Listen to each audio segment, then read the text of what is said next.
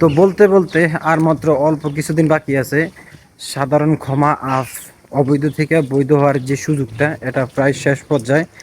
তো এখনো আমাদের বাঙালি অনেক ভাইরা আছে যে এখন পর্যন্ত আবেদনও করে নাই এবং কি হচ্ছে আবেদন করছে কিন্তু বিভিন্ন সমস্যার কারণে আটকা পড়ে রয়েছে। ভাই আপনারা বাসায় বসে না থাইকা অনেকে দেখছি হচ্ছে ফার্স্ট মেসেজ আসছে সেকেন্ড মেসেজ আসে না, তো বাসায় বসে রয়েছেন, অমুক বড় ভাইরে ফোন দেন, অমুকের ফোন দেন, তমুকের ফোন দেন। ভাই এগুলা না করে আমি অনেক ভিডিওর মধ্যে আপনাদেরকে ইনফরমেশন দিয়ে দিচ্ছি, জায়গা দেখাই দিছি।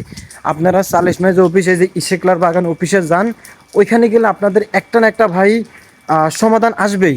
বাসায় বসে ভাই থেকে লাভ নাই, বড় ভাই করে ফোন দেওয়া লাভ নাই, নিজেরটা নিজে চেষ্টা করেন, নিজে যতটুকু বাসা পান অতটুকু বলেন, মোবাইল আছে মোবাইল দিয়ে বাকিটা সমাধান করেন, অন্য জনের আশায় থাকেন না।